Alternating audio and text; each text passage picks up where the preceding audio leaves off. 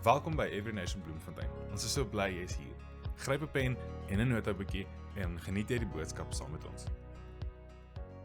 Okay, julle, ons is besig met 'n reeks waar ons die Here vertrou om ons te help, om ons aan te moedig en ons te leer oor hoe om meer te bid soos Jesus.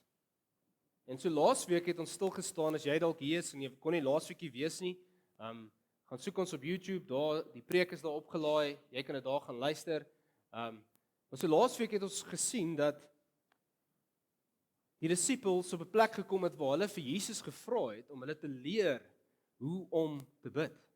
Want hulle het besef dat hulle manier van bid was nie dieselfde as Jesus se manier van bid. Hulle het gebid, want hulle was Jode, so hulle het definitief gebid. Maar Jesus het op 'n ander manier gebid as dit wat hulle geleer was. En so vir jou en vir my is daar ook 'n deel van hierdie. Dalk het jy groot geword en jy bid nog altyd, jou hele lewe lank. Jy het 'n besef van God, en so jy bid, want jy's geleer deur jou ouers hoe om te bid. Of jy het iets gesien van hoe mense bid. Jy het 'n blootstelling gehad van mense wat bid en daarom het jy begin bid op 'n sekere manier. Maar elkeen van ons kan groei in hoe ons bid.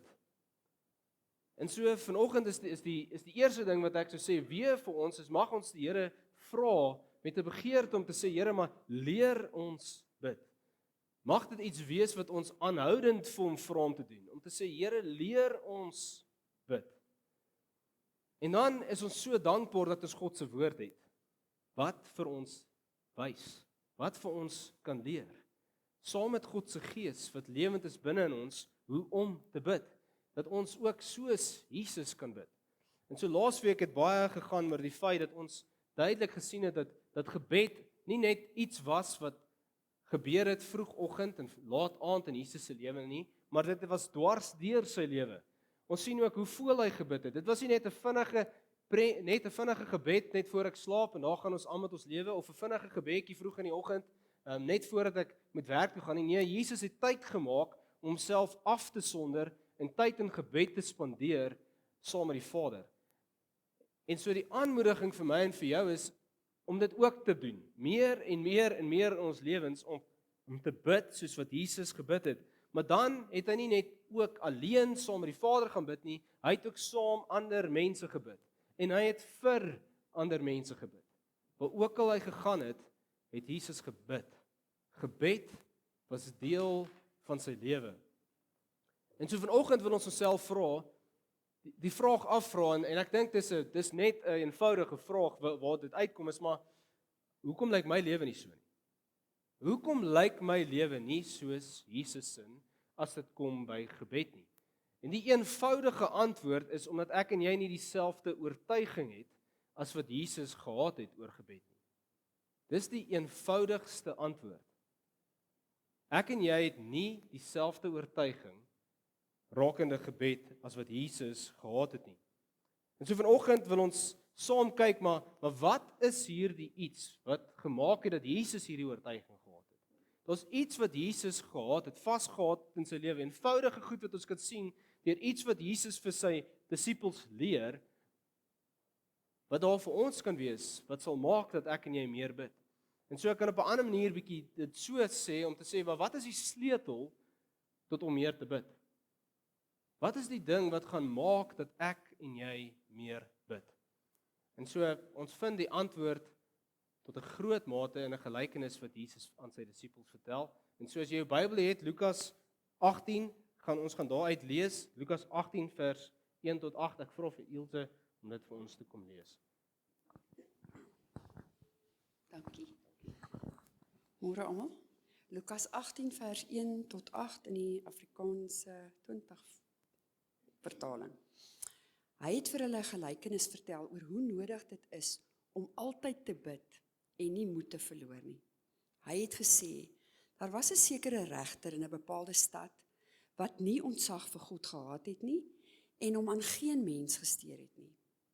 Daar was ook 'n weduwee in daardie stad wat hom bly opsoek het met die versoek: laat reg aan my geskied in my saak teen my opponent. 'n Tyd lank wou hy nie, maar naderhand het hy by homself gedink: Al het ek geen ontzag vir God en steur ek my aan geen mens nie, sal ek, omdat hierdie weduwee my moeite gee, tog maar reg aan haar laat geskied. Anders gaan sy my tot aan die einde bly tuister. Toe sê die Here, luister na wat die onregverdige regter sê. Sal God dan nie reg laat geskied aan sy uitverkorenes, wat bedags en snags na hom roep nie? Sal hy hulle lank laat wag? Ek sê vir julle, hy sal baie gou aan hulle reg laat geskied. Die vraag is net, sal die Seun van die mens, wanneer hy kom, geloof op die aarde vind? Dankie. Ons bid saam. Abba Vader, dankie vir u woord. Dankie vir hierdie tyd wat ons oor gebed kan leer. Ek bid dat die Gees vandag in ons midde sal werk, en elkeen van ons harte sal werk. Die Gees ook vir Corneille sal lei om die woord oop te breek vir ons. Dankie Vader, dankie dat ons saam kan leer hoe om u beter te aanbid, hoe om te bid. En dankie Vader dat u ook vir ons daardie geloof sal gee. Ons bid dit in Jesus se naam. Amen. Amen. Dankie Ilse.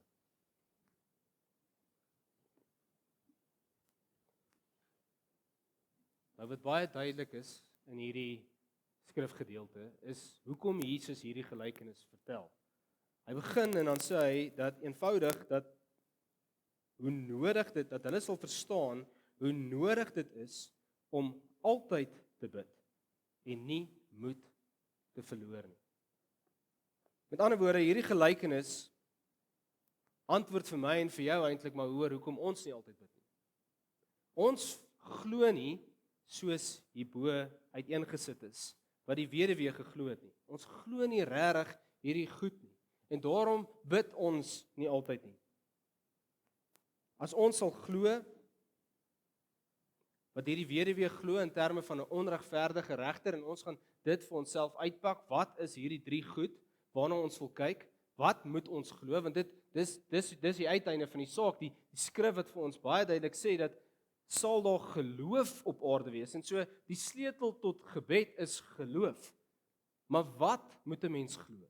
Baie mense glo baie goed. Wat is die sleutelgoed wat ek en jy moet glo vir ons om te bid? En so daar's 3 goed wat ons gaan sien uit hierdie skrifgedeelte uit vir ons om aan te hou bid. Nie op te hou nie, nie moeg te raak nie, want miskien is daar 'n plek waar jy en ek begin bid. Ons bid 1 keer, ons bid al 2 keer, dalk bid jy 3 keer, as jy al 'n lang asem het. Vir baie van ons is om iets 3 keer te bid al baie. Maar wat maak dit ons aanhou bid? Is dat ons op 3 goed spesifiek sal glo. Die eerste ding wat ons moet glo, is dat ons soos hierdie weduwee is. Ons moet glo dat ons soos hierdie weduwee is. Wat ek bedoel met dit, is dat eerstens het ons 'n opponent. Ek en jy moet glo dat ons 'n opponent het in hierdie wêreld. Daar's iemand wat iets teenoor ons doen, wat nie reg is nie. Daar's 'n opponent wat teenoor ons onreg laat geskied het. En heeltyd besig is om dit te probeer doen. En so eenvoudig vir ons is dit elke dag, het ons Satan wat ons opponent is. En so ek en jy moet glo dat daar wel 'n opponent is wat onreg wil laat geskied in jou en my lewe. Die hele tyd. Maar dan moet ons ook glo dat ons net een uitkoms het. Die enigste manier om reg te laat geskied is om met die regter te gaan praat. Daar is nie 'n ander manier nie. Daar is nie 'n ander manier om reg te laat geskied in my en jou lewe as om die regter te nader vir dit nie. En so wat Jesus besig is om te sê is dat hierdie weduwee dit verstaan. Sy is op 'n plek waar sy weet dat sy geen ander iets het om na uit te roep as eenvoudig hierdie regter wat haar moet help nie. En daarom gaan sy keer op keer terug na hierdie regter toe om haar saak reg te stel vir haar. En so wat gebeur in die lewe is ek en jy kom op 'n plek waar ons dink ons is nie 'n weduwee nie. Sien die ding is 'n weduwee het geen regte gehad eintlik in hulle samelewing nie. Hulle kon nie iets besit nie, hulle kon nie self handel dryf nie want vrouens kon nie dit doen nie. Hulle was so uitgelewer tot die samelewing dat iemand namens hulle iets moes doen die heeltyd. En so vir hierdie weduwee was daar nie net 'n ander uitkoms om net self iets anders te gaan doen nie. Dit was die enigste ding, die enigste opsie vir haar, die enigste oorweging, die enigste moontlikheid van reg om te geskied in haar lewe ooit was om die regter te kry, al is hy 'n onregverdige man, om iets te doen omtrent haar saak. En so ek en jy moet ook glo dat die enigste werklike een wat iets kan doen omtrent die saak waaroor ons 'n probleem het, waar ons opponent teen ons veg is ons hemelse Vader. Ek en jy moet die oortuiging hê dat dit is nie iets wat ek anders kan doen. Ek kan nie iets begin doen nie. Dis wat ons doen. Ons bid 'n paar keer en dan sê ons, okay, nou moet ek iets doen. Nou gebed en dade gaan saam, want geloof en dade gaan saam. Ja, daar is iets binne dit. Maar is ek besig om dit te doen wat die Here vir my sê om te doen? Of begin ek maar net iets doen en ek hou op bid? Want ek dink ek moet my maar seker iets begin doen, want die regter gaan nie iets doen nie. Want die regter het nog nie iets begin doen nie. En so dis hoekom ek en jy baie keer net een keer sal vra of gou-gou bid en dan sê okay, maar die onus lê op my om iets te doen. Ek moet iets doen. Die onus lê op jou en die realiteit is dat ek en jy soos hierdie weduwee is en die enigste ding wat sy kan doen is om na die regter toe te gaan en hom te vra. Laat reg geskied aan my saak. En so die vraag vir my en vir jou is glo jy dit? Glo jy dat slegs God reg kan laat geskied in hierdie wêreld? Of is daar reg en geregtigheid wat jy moet bring na hierdie saak toe? As die regter 'n bevel gegee het, dan is dit reg vir jou en my om dit te gaan uitvoer. Dis deel van wat ons kan doen. Maar ons begin nie by gebed nie, want ons het soveel ander opsies. Ons vat lank voordat ons by die plek kom om te sê, okay, nou het ek nie meer 'n ander opsie nie. Dis baie keer hoe ons gebedslewens lyk. Ons gebedslewens lyk op 'n manier waar ons alles probeer doen wat ons kan. Okay, nou gaan ons soontoe. En so wat ek en jy moet glo is dat ons elke dag die weduwee is aan die begin van die dag. En nie eers alles self gaan probeer doen en dan besef, o, Jesus, ek kan seker niks doen nie. Ek moet maar na God toe gaan. En elke dag is ons hierdie weduwee wat eintlik net een opsie het. Ons eerste en enigste opsie is om met die Vader te praat. Is om vir hom te vra om reg te laat geskied aan ons saak.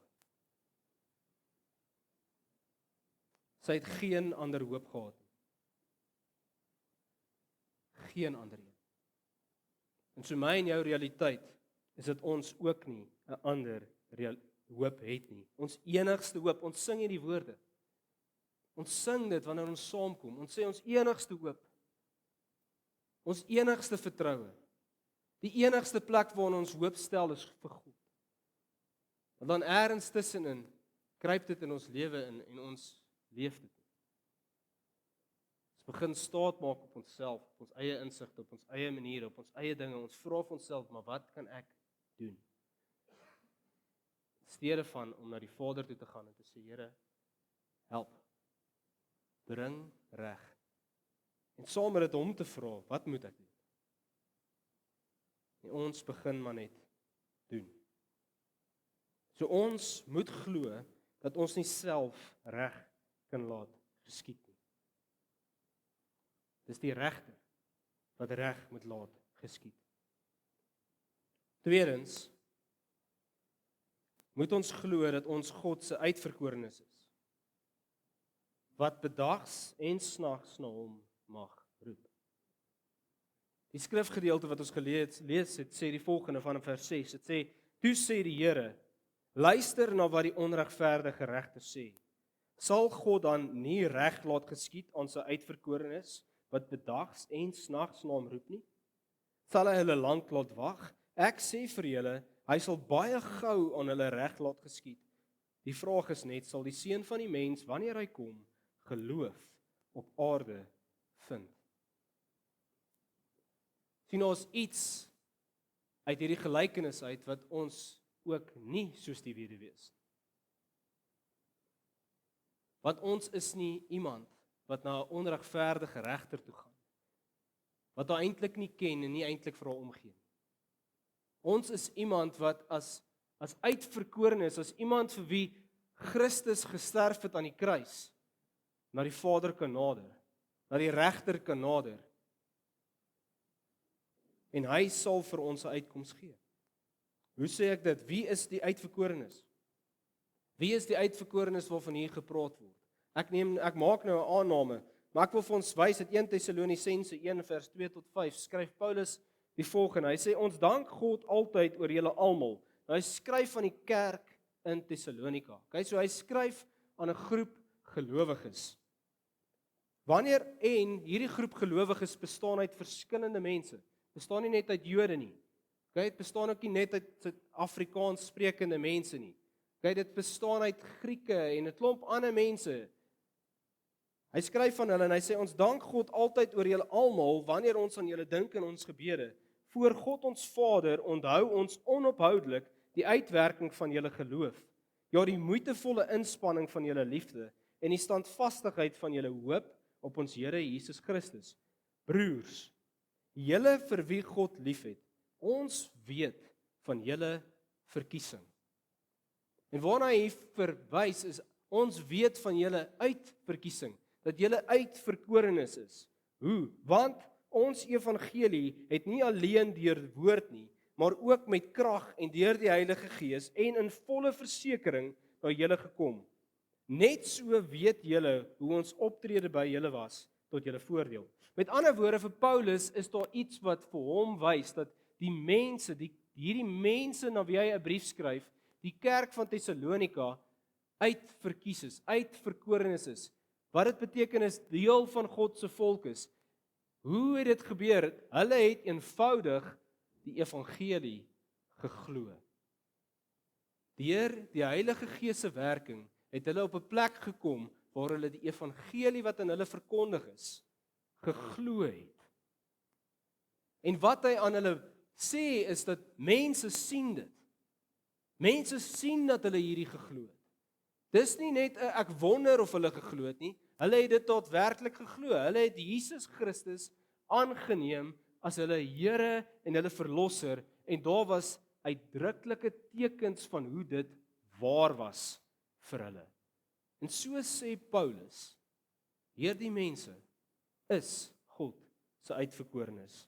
Hulle is broers vir wie God lief is. Uitverkiestes. Dus, indien jy vanoggend eet en jy getuig van God se Gees wat in jou is, en jy getuig onomwondend dat Jesus Christus die Here is, dan is jy deel van sy uitverkorenes. En so mag dit ook so wees dat mense na ons sal kyk en sal sien, maar ek sien dit in jou lewe. Ek sien hoe jy deel is van God se volk. Ek wonder nie of jy deel is van God se volk nie. En een van die maniere hoe hulle dit sien is ook deur of jy bid. Of jy werklik besig is om God te nader en te vra om iets te doen aan jou saak. Sien, ek en jy kan vandag so mooi bedags en snags. God slaap nooit nie. Daar was 'n tyd wat daar net 'n sekere tyd was wat God genader kon word om gevra te word oor goed. Wat daar gebid kon word tot hom, want die priester moes namens jou goed gedoen het. En as die priester nie beskikbaar was nie, dan kon dit nie gebeur het nie. Maar Jesus praat van 'n tyd wat kom, en dis die tyd waarin ons leef, selfs voordat hy gekruisig is, praat hy van hierdie gedagte van 'n Vader wat beskikbaar is, 'n groot regter wat bedags en snags beskikbaar is vir ons om te nader. Net vanuit die feit dat ons kinders van God is. Dat ons sy uitverkorenes is. Mag ons met hom praat. Ons het die voorreg om dit te mag doen. Ons het die voorreg, maar ek wil dit anders stel, ons het ook die verantwoordelikheid om dit te doen. As ons kyk na hierdie wêreld en ons vra, hoekom is daar so baie onreg wat geskied in hierdie wêreld? Is dit ook omdat ek en jy net op 'n plek is en sê, maar ek moet net vra vir reg om na my toe te geskied? Kwel ek myself met die onreg van die res van die wêreld? En julle, daar is soveel om voor te bid. As ek en jy net al die onreg in hierdie wêreld sien, dan is daar soveel waarvoor ons kan vra. Here, laat u reg kom geskied in hierdie wêreld. En ek en jy moet glo dat ons 1, daai plek het, maar 2, daai verantwoordelikheid het om die Here te vra om iets te doen dat sy koninkryk sal kom. En dit laat ons by die derde ding wat ons moet glo. Wie nader ons? Ons nader 'n regverdige God wat volgens sy woord baie gou reg sal laat geskied teenoor sy uitverkorenes. Die skrifgedeelte weer vir ons lees. Toe sê die Here, luister na wat die onregverdige regter sê. Sal God dan nie reg laat geskied aan sy uitverkorenes wat bedags en snags na hom roep nie? Sal hy hulle lank laat wag? Ek sê vir julle, hy sal baie gou aan hulle reg laat geskied. Die vraag is net, sal die seun van die mens, wanneer hy kom, geloof op aarde vind? Nou hierdie is sekerlik een van die moeilikste dinge om by mekaar te bring. Want hier sê die woord dat hy baie gou iets sal doen. En ek weet nie van jou nie, maar ek het al gebid vir goed en dan gebeur dit nie dadelik. Dit gebeur nie volgens my verstaan baie gou nie. En so dis een van die groot redes hoekom ons ophou bid. Want ons sien nie dat God iets aantrent dit doen nie. Ons beleef nie baie gou iets gedoen word aan die saak waaroor ons die regter genader het nie. Ons vra hom dan en dan gebeur dit. Wat nou? En so ek en jy het een van 2 opsies. Of ons kan leef volgens ons ervaring, of ons kan leef volgens God se woord. En so as ek en jy kies om volgens God se woord te lees, dan is die enigste opsie wat ons het is dalk is baie gou, nie my baie gou nie. Dalk is God se baie gou, nie so vinnig soos wat my baie gou is nie. En so dalk moet ek net aanhou bid en weet dat hy in sy baie gou iets doen omtrent die saak. Dalk is hy al reeds besig om agter die skerms iets te doen omtrent die saak waaroor ek kom vra. Ek sien dit net nog nie. Die vraag is, glo ek wat God se woord sê of glo ek my belewenis? En dit is hoekom Jesus sê as hy terugkom aarde toe, sal hy geloof op aarde vind. Want mense het iets anders gesien. Hulle beleef iets anders. Ek en jy beleef iets anders. Ons vra die Here, doen iets, en dan gebeur dit nie dadelik nie. Maar hou ons aan om vertrou. Hou ons aan om hom te vra, omdat ons vas staan op sy woord. Wat sê, hy sal baie gou iets omtrent hierdie saak doen. Die ander rede hoekom ons nie sien dat God iets doen nie, is seker dan maar omdat ons iets vra wat nie in sy wil is. Ons vra dan seker vir iets anders as waarvoor ons moet vra. Want sien, wie bepaal wat is reg? Die regter. En so as ek vra vir dit wat reg is volgens die regter, dan sal reg geskied. En dis hoekom dit belangrik is om ons gebede in lyn te kry met God se woord. Om te bid wat God vir ons definieer reg is. En God se skrif te bid, eerder as om net ander goed randomly te bid. Ons skrifgedeelte sê duidelik dat God reg sal laat geskied. Beteken nie dat hy aan elke verhoor maar net gaan aandag gee en net sê ja, dis reg nie. Nee, hy sal reg laat geskied. Hy gaan nie net alles laat gebeur waarvoor jy hom vra nie. Dis hoekom die gedagte van name it, claim it, frame it, ek sê dit is so en daarom sal dit so wees, Christus se woorde uit konteks uitvat. Want God sê vir ons, ja, daar waar jy bid, waar dit in lyn is met my wil, daar sal dit gebeur. En miskien nie so vinnig soos wat jy wil hê dit moet gebeur. Maar dit sal gebeur. Dis nie net al ons versoeke wat verhoor word nie. Maar dit wat reg laat geskied. Wie bepaal dit? God bepaal wat reg is. Hy is die regter en ek en jy moet vrede maak met dit ook in ons lewens. Dat ons bereid is om te submit tot sy wil. Om te aanvaar dit wat hy sê wat reg is wat reg is. En nie met dit te stry nie. En so om terug te kom, is die vraag, bid ons God se woord? Bid ons God se woord?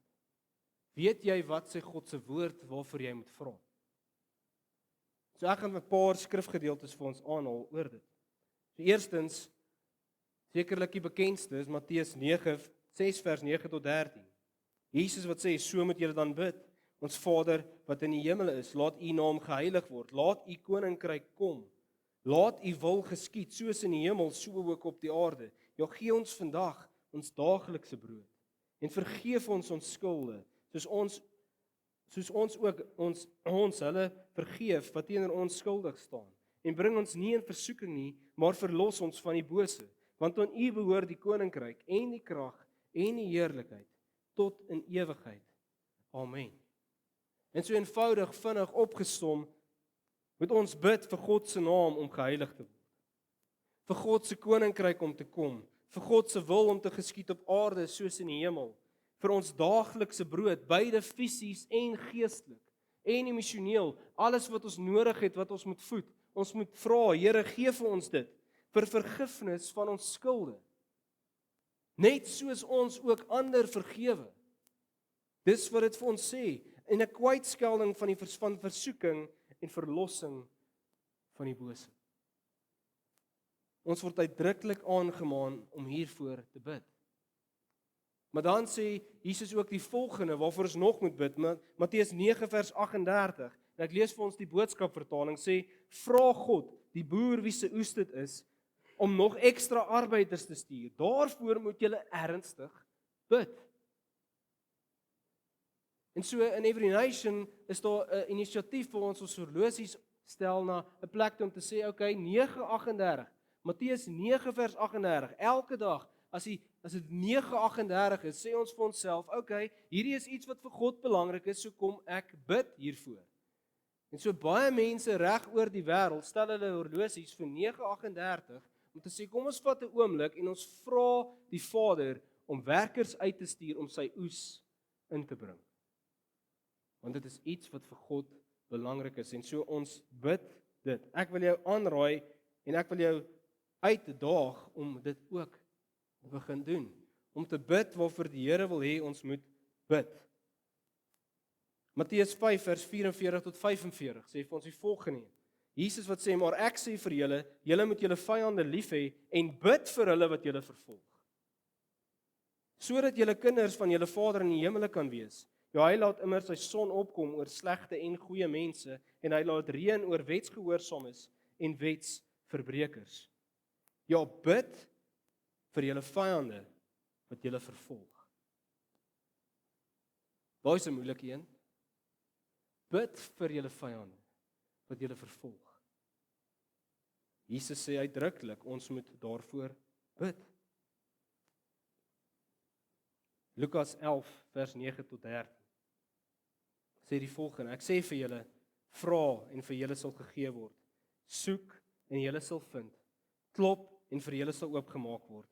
Want elkeen wat vra ontvang en wie soek vind en vir wie klop sal oopgemaak word.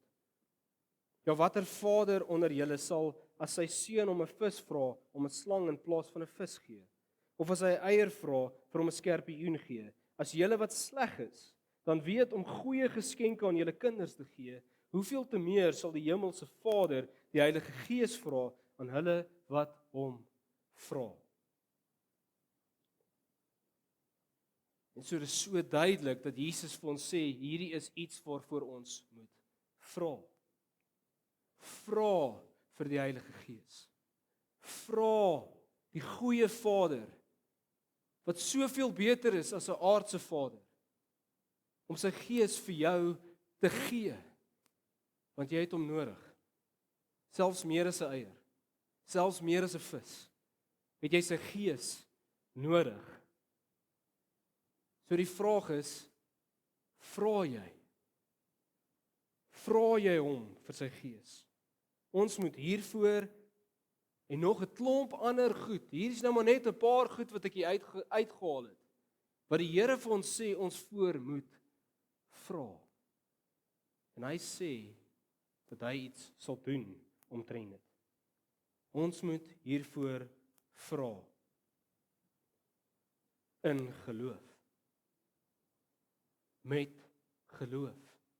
Met ander woorde, met die verwagting dat ek dit gaan kry. Met die verwagting dat ek dit spoedig gaan kry, vinnig gaan kry, want dit is wat God sê. Hy sal vinnig reg laat geskied. En so is my en jou gebede gevul met 'n verwagting om te sien dat God iets gaan doen. Al bid jy al vir jare daarvoor, is daar nog steeds elke keer wat ons na hom toe gaan, iets binne in ons om te sê, Here, ek vra U met 'n verwagting dat U spoedig iets hieromtrent gaan doen. Spoedig, Here, kom doen iets hieromtrent. En so as 'n laaste skrifgedeelte haal ek vir ons Markus 11 vers 22 tot 25 aan. Jesus antwoord hulle toe: Julle moet geloof in God hê. Amen. Ek sê vir julle, wie vir hierdie berg sê, lig jouself op en gooi jouself in die see, en nie in sy hart twyfel nie, maar glo dat wat hy sê gaan gebeur, vir hom sal dit gebeur. Want daarom sê ek vir julle, alles waarvoor julle bid en vra, glo dat julle dit al ontvang het, en dit sal vir julle so gebeur. En wanneer julle staan en bid, as julle iets teen iemand het, vergeef hom, sodat julle Vader in die hemele julle ook julle oortredings kan vergeef. Orals waar Jesus iets sê oor gebed, is geloof 'n essensiële deel van dit. Geloof dat dit nie lank gaan vat vir dit om te gebeur. Hier sê hy selfs glo dat jy dit reeds ontvang het. 'n Geloof wat net sê dit is al reeds hier. Ek sien dit dalk nog net nie. Ek besef dit dalk net nog nie. Maar is hier. God voorsien. God beweeg. God is 'n goeie Vader. Ek glo dit met my hele hart dat hy die regter is wat iets sal doen. En so wat moet ons glo? Wie op te som, wat moet ons glo? 1, dat ons soos hierdie weduwee is. Soos uitgelewer. Ons enigste opsie is om die regter te nader. Ons moet dit glo in ons diepste wese, anders begin ons 'n klomp ander goed. 2, dat ons God se uitverkorenes is, wat bedags en snags na hom mag roep. En selfs meer as dit sou ek sê, 'n verantwoordelikheid het om tot hom te roep. En dan derdens, dat God 'n regverdige God is, wat baie gou reg sal laat geskied teenoor sy uitverkorenes. Mag die Here ons help dat ons hierdie sal glo. As ons dit glo, dan sal ons sien hoe ons gebedslewe verander van een wat dalk nou en dan bid, tot een wat altyd bid en aanhoudend bid. Mag die Here ons help. Kom ons bid. Ja Vader, ons kom voor U en ons sê dankie dat ons U kan ken as 'n regverdige God. as een wat reg wil laat geskied. Here, U sê vir ons, kom na my toe. Kom vra my, kom stel jou saak, kom maak dit duidelik wat ek vir jou moet doen. Here, en dan sê U vir ons, as ons dit sal doen, dan sal U spoedig reageer. U sal spoedig reg laat geskied aan U uitverkorenes. Here, dankie dat ons dit is. Mag ons dit glo. Mag ons glo met ons hele wese dat ons U uitverkorenes is. Dat U ons aanvaar het. Dat dit nie meer so is as ons reg leef en minder so is as ons iets verkeerd doen. Nie, ons is die uitverkorenes op grond van wat Jesus Christus vir ons gedoen het. En so dankie daarvoor, Here. Dankie dat ons regverdig is in Christus. En daarom U mag nader, daarom U kan nader, selfs wanneer ons iets verkeerd doen. Ja, U gebed wat vir ons 'n voorbeeld is juis om daarom ons te wys ook, om te sê, ja, kom na my toe wanneer jy iets verkeerd gedoen het. Moenie dan dink, jy kan nie na my toe kom. Jy mag juis dan ook kom en vra dat ek jou vergewe. Dankie, Here, dat U 'n regverdige God is, wat namens ons sal optree. Help ons om dit te glo. In Jesus naam. Amen. Ons hoop hierdie boodskap geniet saam met ons. Deel hom gerus met vriende en familie en dit is die manier hoe ons die goeie nuus van Jesus Christus reg oor die wêreld gaan kry.